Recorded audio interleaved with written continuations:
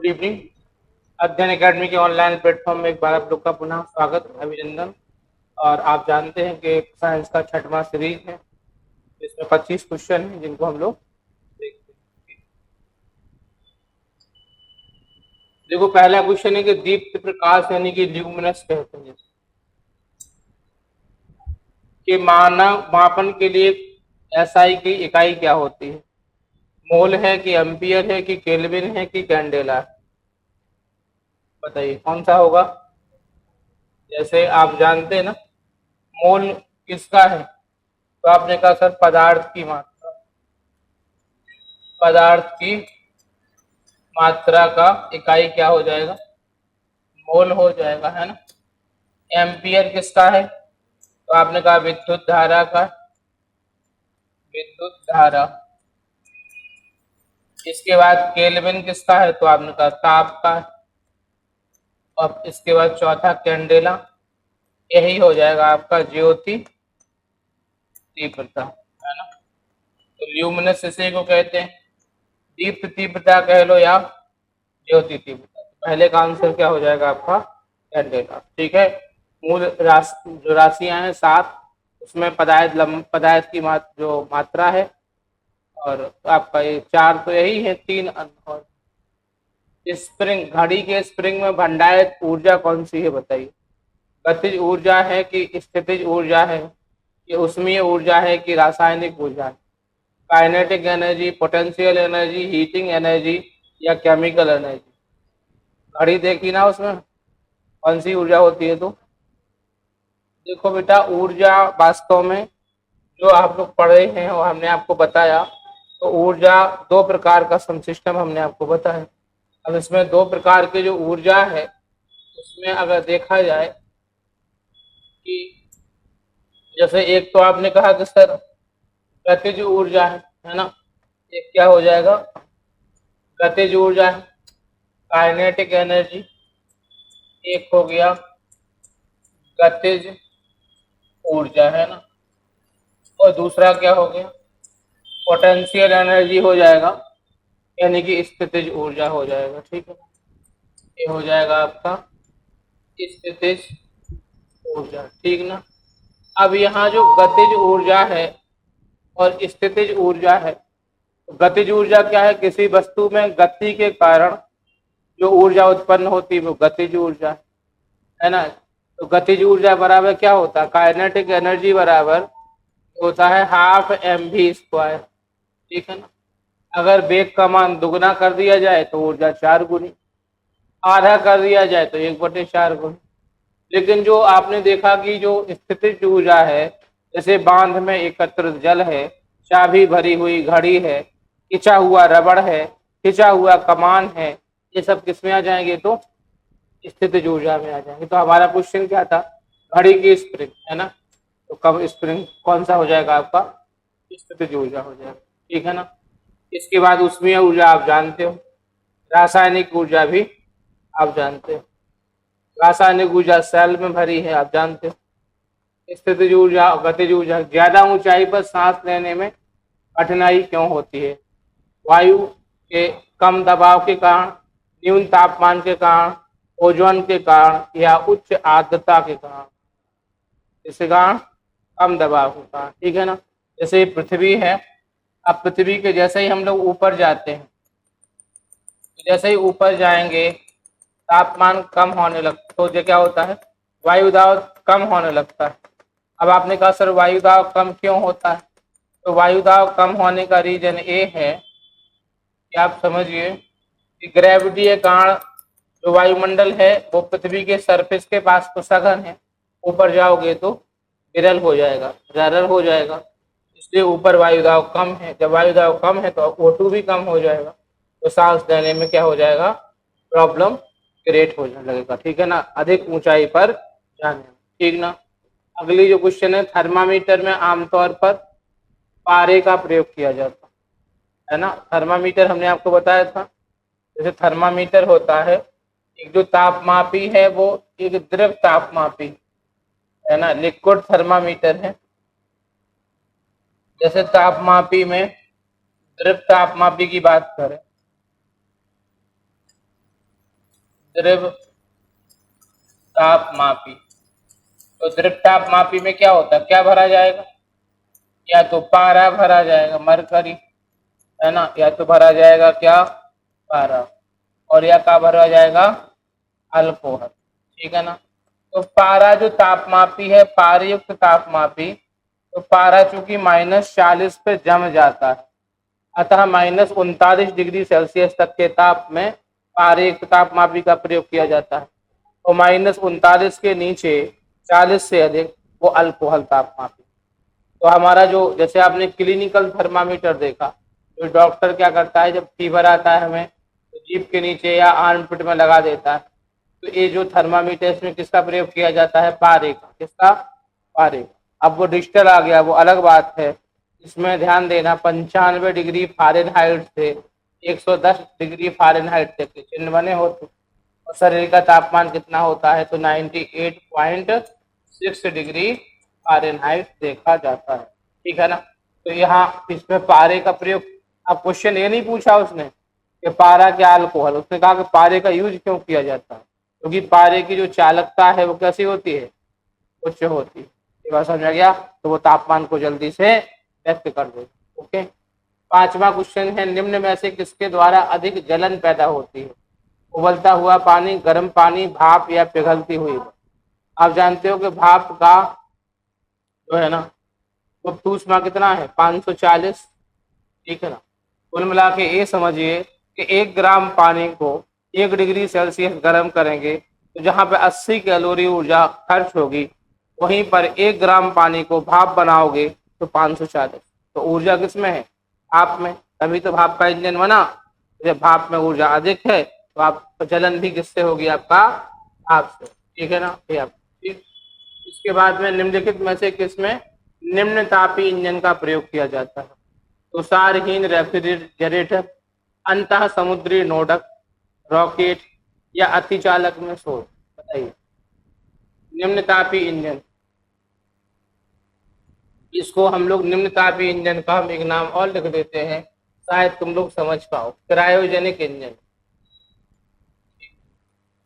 तो cryogenic engine जो है इसका प्रयोग किसमें किया जाता है, तो रॉकेट में। किसमें किया जाता है, क्रायोज का जो अर्थ होता है अति शीतलता, ठीक है ना। तो क्रायोजेनिक इंजन का प्रयोग किसमें किया जाता है, रॉकेट में किया जाता है। क्रायोजेनिक इंजन रॉकेट में प्रयोग किए जाएंगे, ठीक है। जैसे आपने कहा रॉकेट क्या है, तो मैंने कहा जैसे भारत में जो पहले रॉकेट था जिसका नाम क्या था, तो आपने कहा सर ये शुरुआत में SLV था, है ना, सैटेलाइट लॉन्च व्हीकल नाम था। इसके बाद और एक नया वर्जन आया, जैसे पड़ गया ASLV नाम हो गया। इसके बाद फिर आपका PSLV आया, और इसके बाद फिर PSLV के बाद में फिर GSLV। 4 रॉकेट थे, अब 2 का यूज बंद हो गया, 2 का यूज है GSLV, है ना। तो GSLV में क्रायोजेनिक इंजन लगता है। अब GSLV बार बार असफलता के कारण इसका नाम एल्बियम मैक्थाइड हो गया, ये समझ आ गया, जिससे मंगलयान चंद्रयान 3 भेजा गया था, ठीक है, 14 जुलाई। तो ये आपका क्रायोजेनिक इंजन किसमें लगेगा, रॉकेट। न्यूटन का तीसरा नियम, इसमें रॉकेट जाता है क्रिया क्रिया के नियम पर, ठीक है ना। ध्वनि ऊर्जा का विद्युत ऊर्जा में परिवर्तन क्या कहलाएगा, कौन करेगा बताओ, ध्वनि को विद्युत में कौन बदलेगा, माइक्रोफोन, लाउड स्पीकर, सौर कोशिका या ग्रामोफोन। जैसे ये है माइक, ये क्या है, माइक्रोफोन, वो सुनने वाला क्या है, लाउड स्पीकर। जैसे आपके मोबाइल में कितने स्पीकर लगे, बताओ, ये मोबाइल है, इसमें हाउ मेनी स्पीकर, 2 नहीं 3, कितना, 3। एक से आप बोलते हो वो माइक्रोफोन, दूसरे से सुनते हो वो लाउड स्पीकर, तीसरे पे कभी कभी आप उच्च आवाज को सुनते हो, अब तीसरे में कनेक्शन चला जाता है। समझ में आ गया, नहीं आ गया, ये अब वैसे तो एक बोलने का एक सुनने का, लेकिन जब वॉल्यूम तेज करोगे, आवाज स्पीकर पर लाओगे, तो वो तीसरा स्पीकर। ये बात समझ में आया बात, ठीक है। तो इस प्रकार से आप इसको समझ, ठीक है। तो आपका ध्वनि ऊर्जा को विद्युत ऊर्जा में परिवर्तन कौन करेगा, माइक्रोफोन, ठीक है ना। इसके बाद में बरसात के दिन जल और छोटी तेलीय परतों में चमकीले रंग दिखाई देते हैं। इसके कारण परिक्षेपण, अपवर्तन, ध्रुवण या व्यतिकरण। ये क्वेश्चन काफी कठिन है, जब तक प्रकाश नहीं पढ़ोगे तब तक समझ में नहीं आएगा। तो जो प्रकाश में व्यतिकरण मैंने आपको पढ़ाया, इंटरफेरेंस कहते हैं, ठीक है। तो व्यतिकरण के कारण क्या होता है, पानी की बूंदें चमकीली दिखाई देती, ठीक है ना। वैसे कायदे से इसमें व्यतिकरण संपोषी और विनाशी होते हैं, दो तरह के ध्वनि में, लेकिन इसमें प्रकाश में आ जाएगा आपका। डिफ्रैक्शन भी अगर हो तो वो आ सकता है यहाँ पे, लेकिन डिफ्रैक्शन ऑफ साउंड है ना। प्रकाशीय फाइबर, ऑप्टिकल फाइबर जानते होगे तुम लोग। प्रकाशीय फाइबर किस सिद्धांत पर कार्य करते हैं? अपवर्तन, प्रकीर्णन, व्यतिकरण की पूर्ण आंतरिक परावर्तन। बताओ, पूर्ण आंतरिक परावर्तन जानते हो, अपवर्तन जानते हो? अपवर्तन क्या है? अपवर्तन का मतलब ये होता है कि एक माध्यम से दूसरे माध्यम में जाना। जैसे यहाँ पर कोई माध्यम है सघन माध्यम, है ना, और ये क्या है, विरल माध्यम। ऊपर वाला डेंसर है और नीचे वाला रेयर। तो सघन से विरल में जाओगे तो प्रकाश की किरण दूर हटेगी। ये सघन माध्यम है, डेंसर है। रेयर में जाओगे तो क्या हो जाएगा, दूर हटेगी। समझ में आएगा कि नहीं है?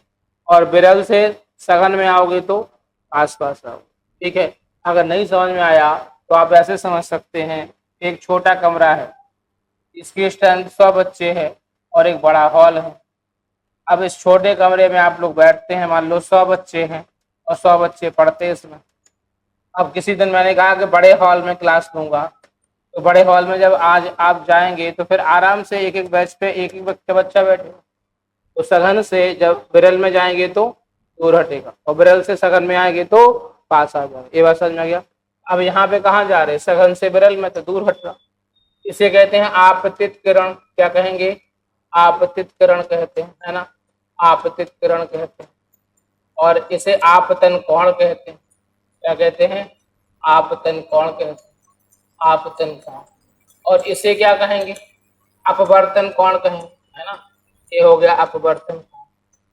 तो आपतन कोण हो गया, अपवर्तन कोण हो गया। इसका मान अगर थोड़ा बढ़ाएंगे हम तो इसका मान भी बढ़ेगा, इसका और थोड़ा बढ़ाएंगे तो इसका मान मतलब जिस आपतन कोण के लिए अपवर्तन कोण का मान 90 डिग्री हो जाए उसे क्रांतिक कोण कहते हैं, क्रिटिकल एंगल। ये बात समझ में गया? जिसे हीरे का क्रांतिक कोण 24 डिग्री होता है। लेकिन अब यदि आपने जरा सा भी इस एंगल को बढ़ाया तो एक किरण पुनः सघन माध्यम में वापस आ जाती है। इसी को क्या कहते हैं? पूर्ण आंतरिक परावर्तन। इंद्रधनुष का बनना भी पूर्ण आंतरिक परावर्तन पे है, रेगिस्तान की मरीच का भी पूर्ण आंतरिक परावर्तन पे है, हीरे की चमक भी पूर्ण आंतरिक परावर्तन पे है, टूटी हुई परखनली चमकदार दिखाई देती है, पूर्ण आंतरिक परावर्तन पे है। ऑप्टिकल फाइबर भी किस पे आ जाएगा आपका? पूर्ण इंडोस्कोपी। जैसे इंडोस्कोपी उसका एक उदाहरण है। ये बात समझ में गया? तो क्वेश्चन नंबर 9 का क्या हो जाएगा? मानव शरीर का प्रतिरोध लगभग कितना होगा? 10 ओम की 10 की घाते 10 का स्क्वायर की 10 की घाते 3 या 10 की घाते 4, ठीक है। तो ये आपका इसका आंसर क्या हो जाएगा? सी हो जाएगा, ठीक है। रेजिस्टेंस में फिजिक्स में जाओगे तो इसको देखना पड़ेगा। विषम मिश्रण लोहे की परत को किस तरह से पृथक करता है? देखो, मिश्रण जो हमने आपको केमिस्ट्री में बताया था, तो मिश्रण जो होते हैं समांग होता है, असमांग होता है। तो जो मिश्रण, जैसे जब आप केमिस्ट्री पढ़ते हैं तो केमिस्ट्री में दो चीजें होती हैं, ठीक है। पहली बात तो जैसे पदार्थ है। अब आपने कहा जो पदार्थ है सर वो क्या है? तो एक तो पदार्थ होता है ठोस, एक क्या होता है? द्रव, और एक क्या होता है? गैस, है ना। ठोस हो गया, द्रव हो गया, गैस हो गया। तीसरा चौथा पदार्थ हो गया प्लाज्मा। क्या हो गया? प्लाज्मा। पांचवा हो गया बोस आइंस्टीन संघनन। बोस आइंस्टीन, ठीक है ना, संघनन। तो ये तो हो गया पदार्थ, ओके। अब पदार्थ किससे बन के मिला है? तो आपने कहा तत्व, एलिमेंट। तो तत्व क्या है? पदार्थ का वह छोटे से छोटा कण जिसे किसी भी भौतिक या रासायनिक अपक्रिया द्वारा अलग नहीं किया जा सकता। जैसे मेंडलीव ने 63 तत्व बताए। वर्तमान में 118 तत्व हैं। आप लोगों ने पीरियोडिक टेबल पढ़ी होगी, मेंडलीव की आवर्त सारणी। तो आपने कहा कि सर ये तत्व हो गया, तत्व मिल के क्या बनेगा? तो आपने कहा कि जब तत्व मिल के यौगिक बनाएगा। यौगिक क्या है? What is the compound? तो आपने कहा कि सर दो या दो से अधिक तत्वों का ऐसा मिक्सचर जिसमें एक उसका अनुपात सही हो, दे आर कंपाउंड। लेकिन दो या दो से अधिक तत्वों का ऐसा मिश्रण जो किसी भी अनुपात में मिलाए जाएं वो मिश्रण है और वो कंपाउंड। मतलब वो क्या है? यौगिक है और ये मिश्रण। तो मिश्रण are mixture are two types, समांगी मिश्रण होमोजेनेटिक और हेट्रोजेनेटिक विषमांगी मिश्रण। समांग मिश्रण जैसे आपने कहा कि जल पानी में और चीनी घोल दो, है ना। अब विषमांग में बालू में लोहे का बुरादा मिला दो, तो बालू से लोहे का बुरादा किस विधि से? चुम्बक से। चुम्बक से क्या हो जाएगा? लोहा चिपक जाएगा और ये अलग हो जाएगा। तो क्वेश्चन आपका यही है कि विषम मिश्रण में लोहे की परत किस तकनीकी से अलग किया जाएगा? तो चुंबकीय। ये समझ में आया बात? नहीं आया? अगला क्वेश्चन जो है आपका वो है कि जब हम प्याज को काटते हैं तो इससे गंध उत्सर्जित होती है, हमारी आंखों में आंसू आ जाते हैं, मतलब वो हमें भी काटती है प्याज। निम्न में से कौन सा यौगिक कटे हुए प्याज के आने पर, हाँ बताओ, गंध और आंसू उत्पन्न करते हैं? ये बहुत आसान क्वेश्चन। प्याज काटते समय आंसू आते हैं, क्यों? सल्फर के कारण। किसके कारण? ये बात समझ में गया? नहीं, बहुत आसान है, कई बार पूछा गया। बैटरी में क्या भरा जाता है? वही सल्फ्यूरिक अम्ल। पढ़ा है हम आपको। ये सल्फर हो जाएगा और यहाँ पे क्या आ जाएगा? सल्फ्यूरिक अम्ल। ठीक है ना। सल्फ्यूरिक अम्ल बैटरी में भरा जाता है। ठीक। निम्न में से किसका प्रयोग नोदक या रॉकेट के इंजन के रूप में किया जाता है? रॉकेट के इंजन का ईंधन क्या है? बताओ। द्रव हाइड्रोजन, द्रव नाइट्रोजन, द्रव ऑक्सीजन, द्रव आर्गन, द्रव नाइट्रोजन, द्रव ऑक्सीजन, द्रव हाइड्रोजन, द्रव ऑक्सीजन। ठीक है। तो बेटा इसमें द्रव हाइड्रोजन जो गैस होती है इसको -253 डिग्री सेल्सियस पे भरा जाता है। ध्यान देना, -253। समझ आया बात? और जो द्रव ऑक्सीजन होती है वो -183 डिग्री सेल्सियस पर इसको रॉकेट में भरा जाता है। समझे बात? विश्व का सबसे बड़ा ईंधन क्या है? हाइड्रोजन। विश्व का, सूरज का ईंधन है भाई, जितने तारे हैं सबका ईंधन क्या है? हाइड्रोजन। कन्वर्ट किस में होता है? हीलियम में। लेकिन बिना किसी ऑक्सीजन के कोई चीज जल नहीं सकती है। उसको जलाने के लिए क्या चाहिए? जैसे आप यहाँ अंतरिक्ष में माचिस जलाओगे, जलेगी ना। आप सूरज के पास जाओगे, जलोगे नहीं, आग नहीं लगेगी, क्योंकि ऑक्सीजन नहीं है। तो क्या होगा? श्रिंक कर जाओगे, सिकुड़ तो सकते हो लेकिन आग उत्पन्न नहीं होगी। तो ऑक्सीजन इसीलिए कि उसमें इंजन चलता रहे, ऑक्सीजन नहीं मिलेगी तो इंजन नहीं चलेगा। ये बात समझ में गया? तो क्रायोजेनिक इंजन में द्रव हाइड्रोजन और द्रव ऑक्सीजन का प्रयोग किया जाता है। ठीक ना। क्वेश्चन नंबर 15 कहाँ आ गया भाई? कांच के निर्माण के लिए प्रयुक्त होता है क्या? बालू, सोडा, चूना पत्थर। बालू, चारकोल, सोडा, चूना पत्थर, चारकोल और सल्फर। ये बालू, सल्फर और सोडा। कोई आइडिया? हमने कहा था कि जो है गिलास फैक्ट्री वही होगा जो वहां पे बालू होगी, है ना। लेकिन बालू तो यहाँ पे भी है, बालू यहाँ पे भी है कि नहीं है? अब यहाँ दूसरा क्या है? चलो ठीक है। सोडा तो यहाँ पे था, यहाँ था, यहाँ, ये तो दोनों थे ही। ये आपका क्वेश्चन को निर्धारित कर, गिलास कर। ठीक है। सल्फ्यूरिक अम्ल चाहिए उसको। ठीक। इसके बाद में अगर देखा जाए रबड़ को बल्कनीकरण करने के लिए किसका प्रयोग किया जाता है? रबड़ जानते हो तुम लोग कैसे बनता है? रबड़ के पेड़ होते, कट लगाते हैं, दूध निकलता है, लेटेक्स कहते हैं उसको। इस क्रिया को बल्कनीकरण से रबड़ बनता है। रबड़ दो प्रकार का होता है, एक कृत्रिम रबड़ है, सिंथेटिक रबड़ है, और एक प्राकृतिक रबड़। समझ में क्या दिया गया? तो प्राकृतिक रबड़ बिना अल्कनीकरण के संभव नहीं है, जिसमें किसका प्रयोग किया जाएगा? सल्फर। सल्फर से ही सारे क्वेश्चन है तुम्हारे यार, अगर सल्फर को पकड़ लो सब हल हो जाए। निम्न में किस विटामिन को राइबोफ्लाविन के नाम से जाना जाता है? बताओ। B6, राइबोफ्लाविन है B6। B1 क्या है? बोलो। थायमीन। B2 राइबो है ना। B6 पायरिक टॉक्सिन है ना। B12 साइनो कोवैलोमिन, कोवैलो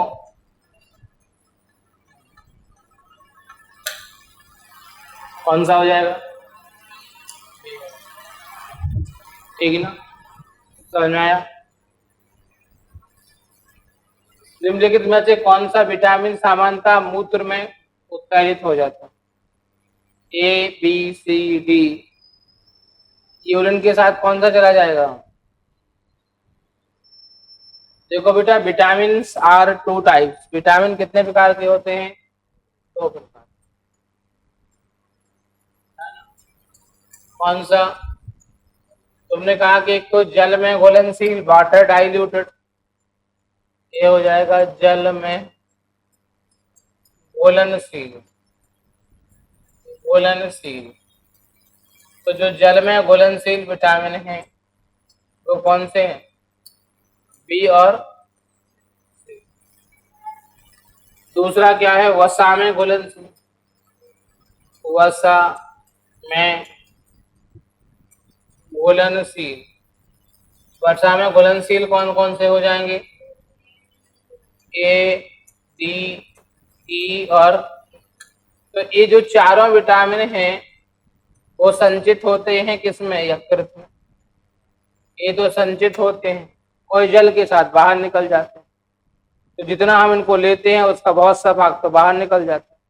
तो अधिक मात्रा में किसको लिया जाए, इनको कि उनको?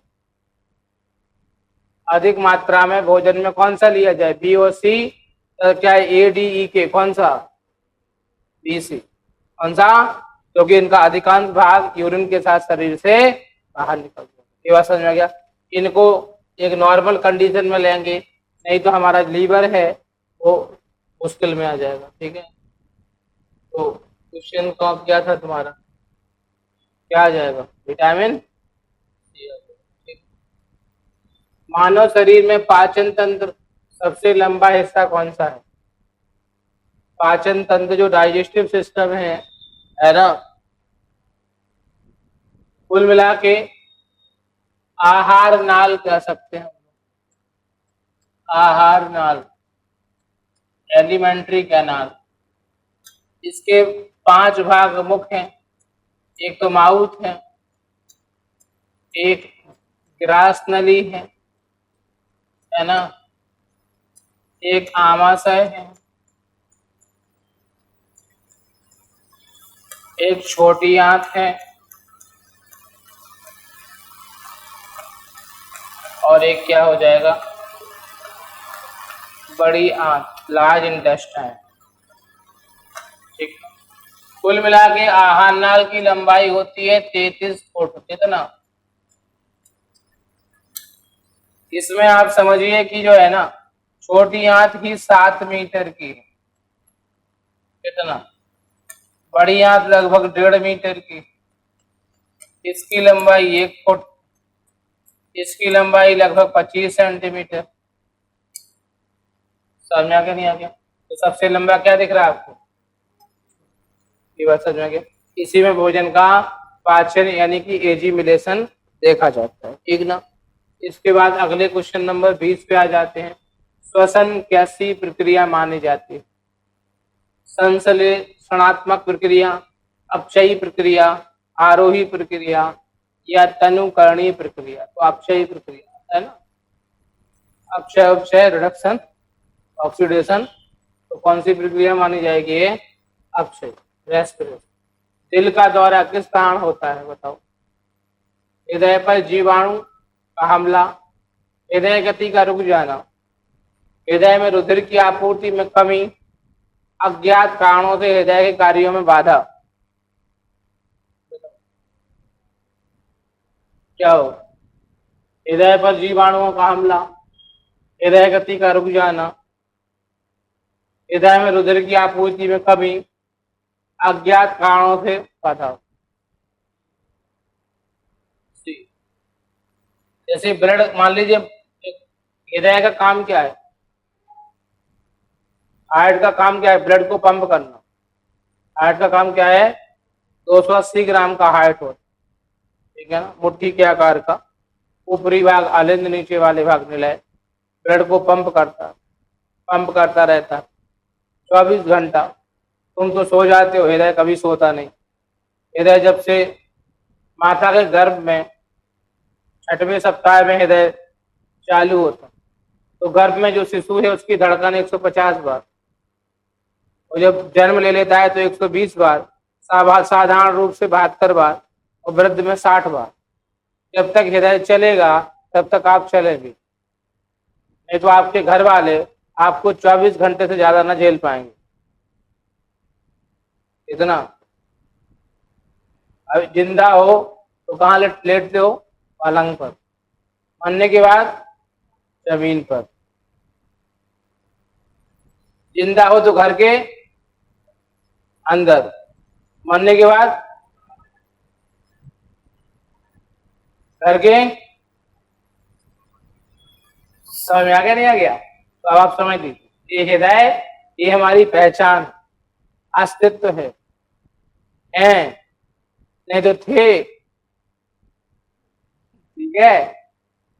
थे का मतलब पास्ट टेंस, अगर ये रुक जाए तो मोमेंटम में थे हो जाएंगे, यहां से ए में चले जाएंगे, ठीक है, मतलब हैज हैव से हैड लग जाएगा सीधा, आप समझ लो। तो हृदय बहुत इंपॉर्टेंट चीज है, अब जब बायो पढ़ाएंगे तो आपको उसको बताएंगे। हृदय एक बार चालू हो गया तो चलता रहता है, आप जागते हो तो वो चलता है, आप सोते हो तो वो भी, ठीक है। आप दिन रात रेस्ट करते हैं लेकिन हृदय रेस्ट नहीं करे। अब तुम नहीं करेगा तो उसको स्पेशल वोल्टेज तो चाहिए ना। जैसे यहाँ लाइट आती, चली जाती है, फिर आ जाती है, फिर चली जाती है, और ट्रेन की लाइट है, और ट्रेन की लाइट चली जाए तो बड़ा दिक्कत आए कि ना आए, बड़ा। तो फिर ट्रेन की तो चलो फिर भी ठीक है, आ जाए, लेकिन यहाँ तो बहुत यहाँ हृदय चलेगा तो हमारा ग्लूकोज जाएगा, है ना, ऑक्सीजन जाएगा, हृदय रुक गया तो काम खत्म। तो जब तक हृदय चलता है तब तक हम अस्तित्व में हैं। बाकी हमने आपको बताया कि लोग अभी कहते हैं बहुत गर्मी है, ताप बहुत, मरने के बाद कोई प्रधानमंत्री हो या मुख्यमंत्री, जगत में कोई ना परमानेंट, समझ में आ गया? जगत में हाँ, राष्ट्रपति हो या वो लेफ्टिनेंट, ठीक है, तो बेटा तपे, जो मरेगा वो तपेगा इसमें आग में। सोचो कितनी गर्मी लगती होगी उसको, वास्तव में आया बात, आग में। मतलब ये ना देखा कि राष्ट्रपति जाए चाहे प्रधानमंत्री जाए, कोई एसी में गया, रहते जिंदगी भर एसी में, लेकिन हाँ जी, समझ में आया बात। इसलिए एक दिन तो तपना ही, चक्कर में मत पड़ो, वो भी निश्चित नहीं है कब तप जाओ, और भी छत सीधा गिर जाए हम लोग पर तो हम लोग भी ये कहेंगे ये कहोगे कि 6:40 पे है और कहो 42 मिनट पे ये, बात करें कोई ठिकाना नहीं, कोई जानता नहीं है कि हम कब तक राजा परीक्षित के पास तो फिर भी 7 डे का टाइम था फुली, लेकिन हम लोग नहीं जानते कि हम लोग कब तक, ठीक है। तो वही हृदय वाली बात है, बहरहाल इसलिए बता दिया, ठीक है। मानव शरीर में सबसे बड़ी, सबसे लंबी अस्थि कौन सी है? ये हिंदी नाम है, बहुत खतरनाक। इनमें तो सही बताएं तो हम भी घूम जाओ, ठीक है ना। इनके हिंदी नाम याद करना, जैसे यहाँ थायराइड ग्रंथि है, उसे अबट्टू कहते हैं, पैराथायराइड को पराबट्टू। अब हिंदी हिंदी सब नाम है, अंतः प्रकोष्ठिका, प्रगंटिका, अरुअस्थि, अंतः जंघिका, कौन सा होगा? फीवर को अरुअस्थि कहते हैं, हम इतना जानते हैं बस। फीमर को क्या कहते हैं, ठीक है ना। और तुम जानते हो कि फीमर सबसे लंबी अस्थि, ठीक है। आगे बढ़े हम लोग। श्वसन को नियंत्रित मस्तिष्क के किस भाग से किया जाता है? हमने बताया था कि जो ब्रेन हमें भगवान ने दिया, इतना 1.5 किलो का, 1400 ग्राम का ब्रेन और 1400 ग्राम का भेजा, भेजा मतलब लीवर, समझ में गया? लीवर कितना? 1.5 किलो का, और 1.5 किलो का दिमाग, समझ में गया? मस्तिष्क। तो जो मस्तिष्क है उसमें आगे सेरिब्रम है, अग्र मस्तिष्क का है, मध्य और पश्च। तो पश्च का सबसे पीछे का भाग है मेडुला ऑब्लिंग, ठीक है। तो मेडुला ही हृदय को नियंत्रित करेगा, मेडुला ही किसको करेगा? आपका रेस्पिरेशन, ठीक है ना। इसके बाद अगला क्वेश्चन है, सबसे अधिक जल धारण क्षमता किसमें होती है? जल सोखने की क्षमता किसमें? रेतीली, बलुई मिट्टी, दोमट मिट्टी, चिकनी मिट्टी, या बलुई और चिकनी मिट्टी?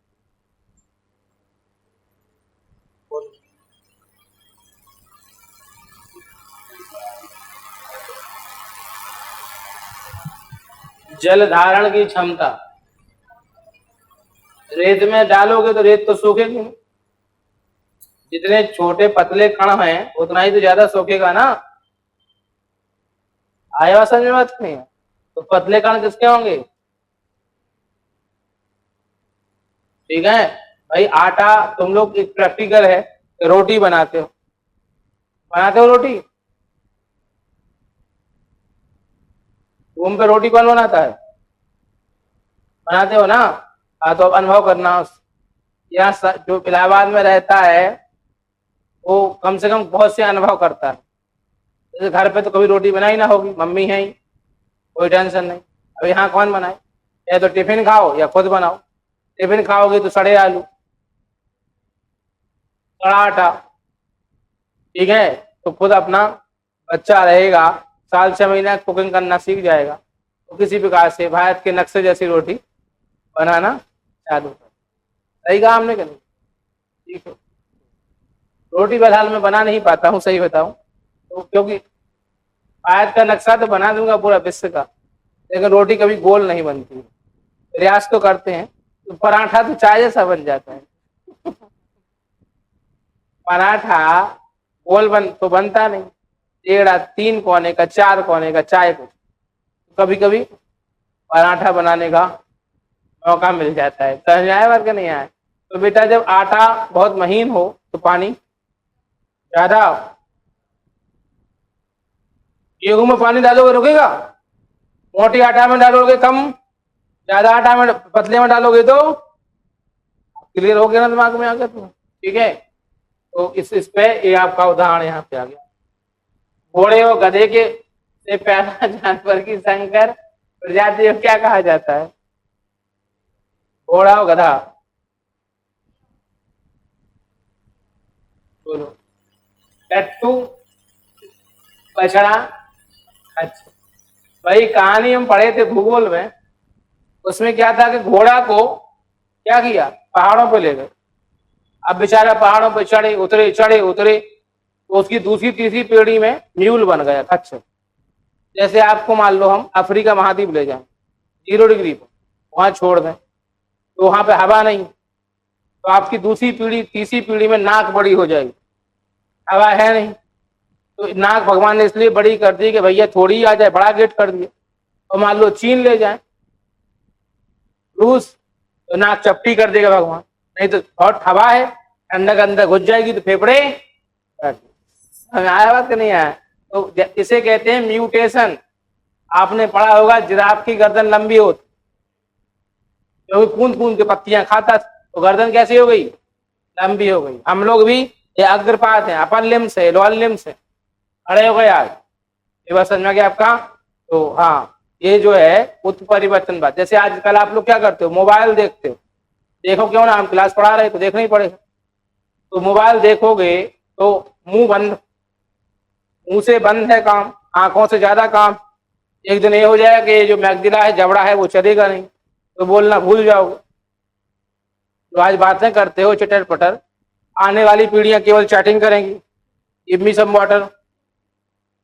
समझ में आ गया नहीं आ गया?